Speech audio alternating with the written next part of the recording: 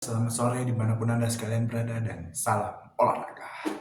Kali ini kita akan bahas timnas Indonesia yang pertandingan yang kemarin malam tentu yang tidak membuat hasil memuaskan untuk kita semua di seluruh rakyat Indonesia dari Sabang sampai Merauke. Oke, gua kali ini akan klarifikasi tentang Asnawi yang dimana yang gue lihat di scroll di Instagramnya Asnawi itu banyak cacian ya, banyak bulian dan hal yang lumrah dalam sepak bola. Jadi kita nggak boleh menganggap enteng lawan dan nggak boleh menganggap lawan itu lawan lemah karena ada kata pepatah tuh bola itu tuh bundar. Jadi kita nggak tahu musuh itu kadang kalau yang lawannya kita tim lemah bisa jadi tim kuat, yang tim kuat bisa menjadi lemah. Nah itu sebaliknya, tim lemah bisa akan menang lawan tim kuat, dan tim kuat bisa kalah lawan tim lemah. Itulah hukum yang lumrah dalam dunia sepak bola. Oke, kali ini gue pengen mau bahas tentang permainan Asnawi. Gue pikir apik ya tampilnya, tampil apik ya.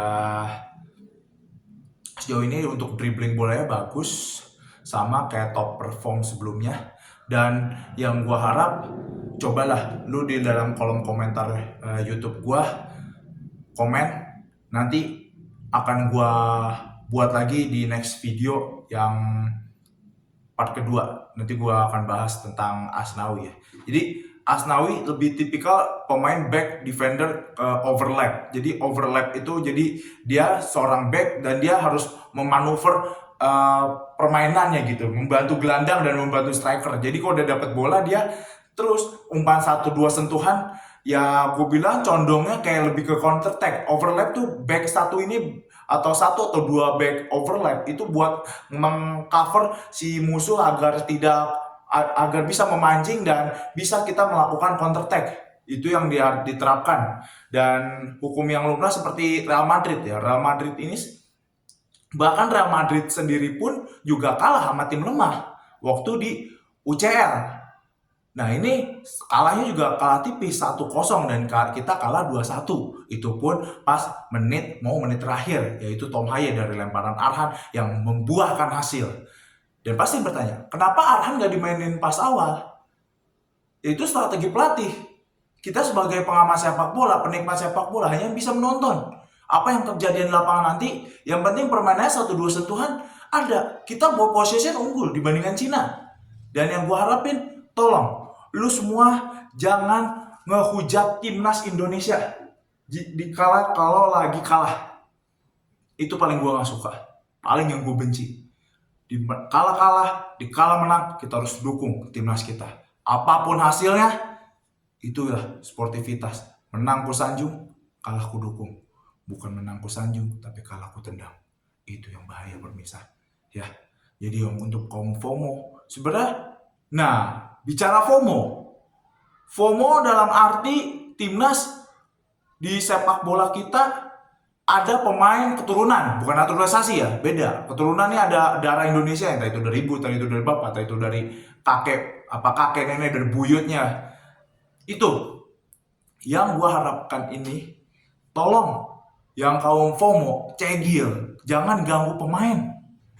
Itu banyak yang terjadi. Alhasil apa? Pemain kan kesian, capek, ya kan mau istirahat. Dan diganggu sama lu pada. Itu yang paling gue gak suka. Karena dalam kita boleh ngedukung ya, it's okay lah. Mau ngedukung siapa, yang penting satu tujuan, ya kan. Nah balik lagi, kalau untuk yang FOMO jangan terlalu over lah. Kita hanya sekedar suka apalagi sampai ngeledekin kaum Adam gitu. Lu kan gak punya duit, dasar laki-laki. Nah, gue pernah lihat itu. Pernah gue lihat di FYP. Dasar laki-laki, lu gak punya duit. Gue punya duit, gue bisa nonton. Lu nonton baru kemarin sore.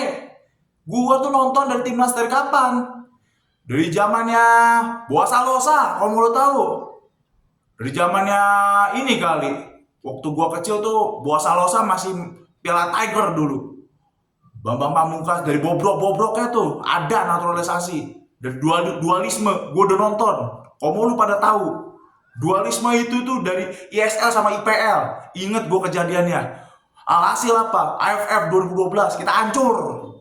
Kita pernah ngalamin kehancurannya. Dan ini saatnya kita bangkit. Lu malah hujat Asnawi. Nih, balik lagi ke Asnawi. Asnawi pemain bagus. Pemainnya tampil apik. Gak perlu lu hujat-hujat. Karena apa? Asnawi tipikal overlap. Gue setuju. Gue tahu permainan Asnawi kayak gimana. Gue udah mahamin tuh waktu dia dari U19 sampai U23 sampai tampil di senior nih. Sampai 2000 berapa? Waktu kualifikasi Piala Dunia 2022 kita kan tinggal sisa 3 laga ya. Kalau nggak salah Thailand, Vietnam sama Uni Arab. Nah, itu kita 1 seri 2 kalah. Dan wajar, Sinteyong masih baru ngelatih itu. Jadi hal yang lumrah. Permainannya bagus. Kayak AFF waktu di Singapura, AFF 2020 jadi 2021 karena mainnya tunggal. Jadi hanya tuan rumahnya Singapura. Tampil apik, bagus. Gue tahu permainan Asnawi. Asnawi bagus mainnya. Lu jangan suka main asal hujat. Apa? Dia seorang kapten lah apalah. Ya sebenarnya gak ada masalah mau diarahin apa gimana. Yang penting dia fokus, bisa kontrol bola, bisa nyuplai. Itu. Dan salahnya Asnawi itu langsung syuting. Tapi gak ada masalah. Kalau dia mau nyuting, itu hal yang lumrah dalam sepak bola. Gue pun sebagai yang suka main bola, gue juga melakukan syuting. Karena apa? Itu peluang gue. Masalah gol atau gak gol urusan belakangan. Karena apa? Peluang depan gawang itu emang harus syuting. Ya oke lah. Kalau lagi masih ada selagi peluang oper bisa oper, tapi kalau mau langsung syuting nggak ada masalah. Ya sekali lagi mungkin satu mental karena mainnya kita di Kingdown yang jaraknya jauh dan berdekatan sama supporter gitu. Seperti kalau gue lihat tuh kayak di JIS ya, Jakarta International Stadium. Nah, ini yang kita harapkan. Tolong ya, PSSI, ya harapannya untuk timnas kita main di JIS. Kita nggak ada kok sangkut paut politik gitu ya. Football is football, politik is a politik. Ya kan, sepak bola adalah sepak bola, politik ya adalah politik gitu. Ya tapi mohon kita juga ya, gua maulah timnas tuh main di JIS, kapasitas gede, ya kan, 82.000.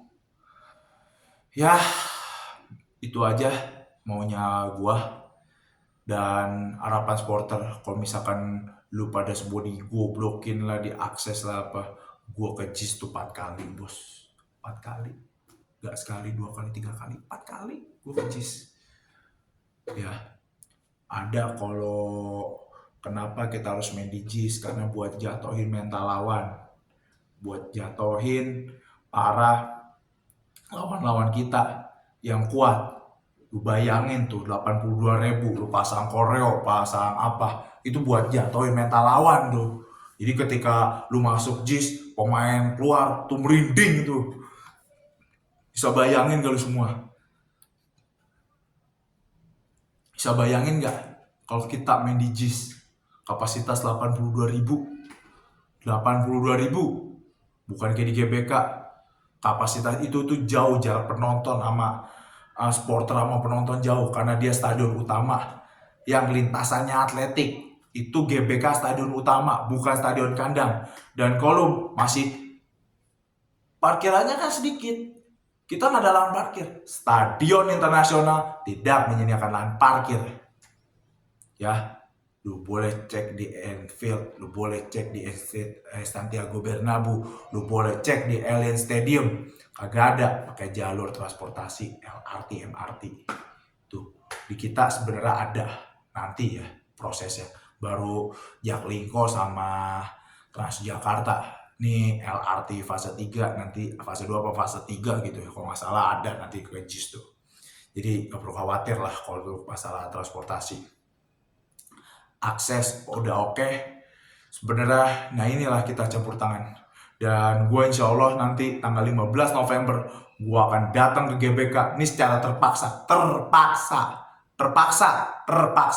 secara datang ke GBK. Dan gue ingin mau tahu, gue pengen cari reporter. Dan kalau gue mau timnas Indonesia main di JIS, dah 1 titik itu. Gak ada lagi hal yang lain. Maunya main di JIS. Karena itu bikin mental lawan down. Mental lawan jatuh. Dan sejatuh-jatuhnya karena itu kapasitas 82.000. Tunjukin jati diri kita bahwa supporter Indonesia adalah supporter yang fanatik pada sepak bola. Kita tak berurusan dengan politik. Dan satu, gue mau please main di JIS. Gue gak ada sangkut paut sama politik. Dan gue mau kalau timnas main di JIS itu membuat mental lawan down. Dan itu jarak penonton sama pemain tuh deket. Itu yang gue mau. Ya, tolong jangan lupa like and subscribe. Dan komen. Kalau ada yang komen yang ini, nanti gue cek. Bakal gue bahas di short video YouTube gue. Terima kasih. Selamat sore dan selamat beristirahat dan salam olahraga.